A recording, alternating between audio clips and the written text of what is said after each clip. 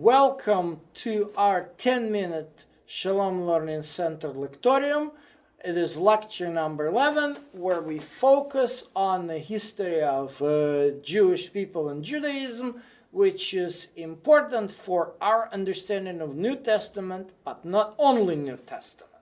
And so we're talking about the testing time for Jewish people. The second century, its first half, when Antiochus the fourth basically rules over Judea and enters the temple and brings in the images of God, of Hellenistic gods into Jerusalem and into the temple. And that's the very, very tense and difficult time for Jewish society, which is really split between the rich and affluent, mainly the priests, who are willing to bend in order to bring some development to Judea, and of course, to benefit themselves. And those wealthy and affluent, they're the priests. Among them is the fellow by the name Tzadok, and his family and his disciples. That's why they're called Tzadukim. And so here is, for those who read the Gospels, Tzadukim, Sadducees. So they were so-called Hellenized Jews. In a way, there are many Hellenized Jews in this period. The book of Acts, which is of course later, calls them often Hellenists. Basically, they're Greek-speaking Jews who are well integrated with the Greek-speaking society of the Mediterranean.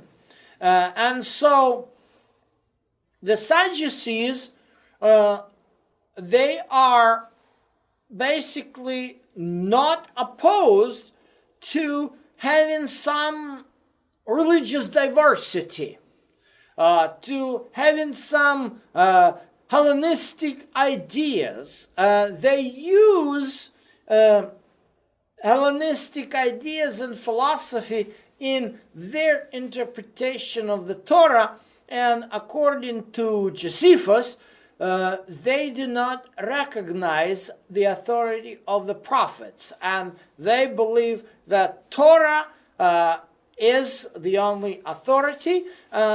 This is why maybe at first only Pentateuch was translated into Greek.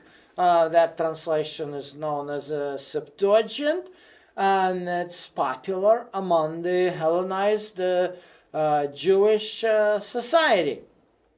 On the other hand, in the town of Modi'in, there was another family of priests. The head of the family's name was Mattathias, and he had sons. Among his sons was the Yehuda or Judah, who actually led the revolt against Antiochus Epiphanes for his persistence and brevity.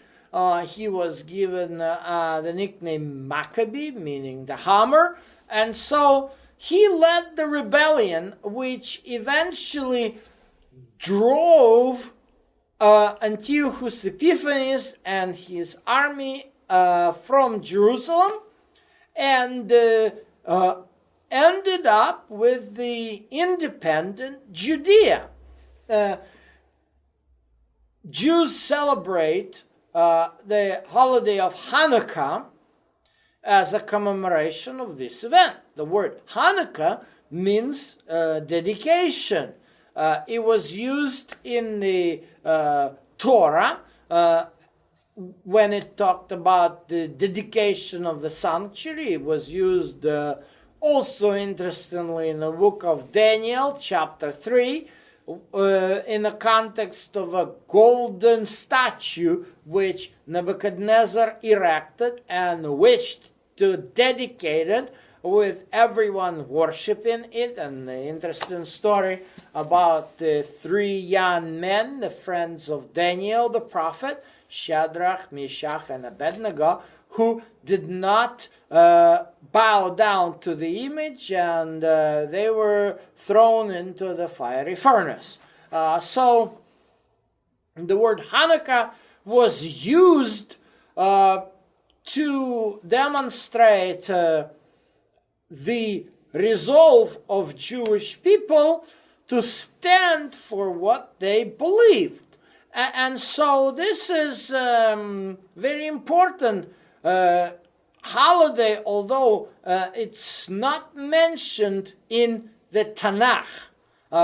It's mentioned in the non-canonical books of Maccabees, which are written in Greek, and that's why they're not part of the Hebrew canon of Scripture.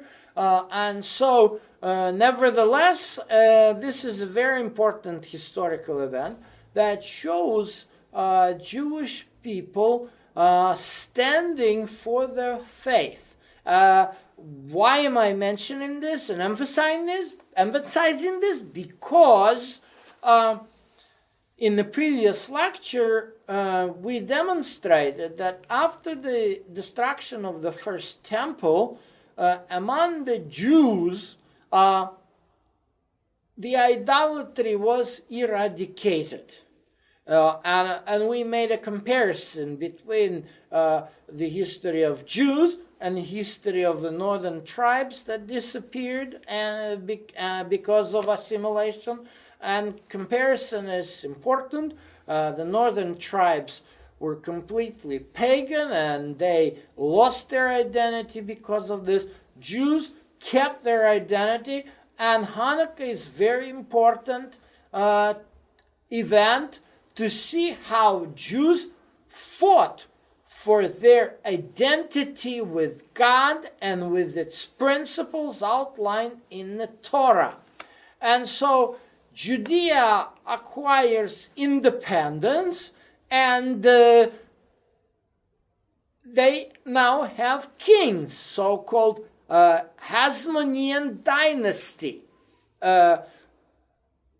Johanan Hyrcanus, Alexander Yanai, and other kings, they ruled Judea for almost a century. And in this particular period, Pharisees began to flourish.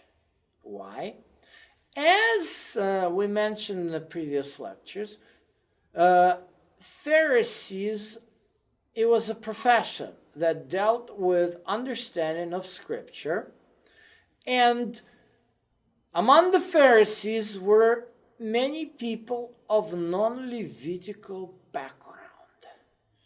At times of Maccabean wars, many priests sided with the idea of Hellenization and thus compromised the principles of the Torah, which led to the decline of their authority as the teachers of the Torah.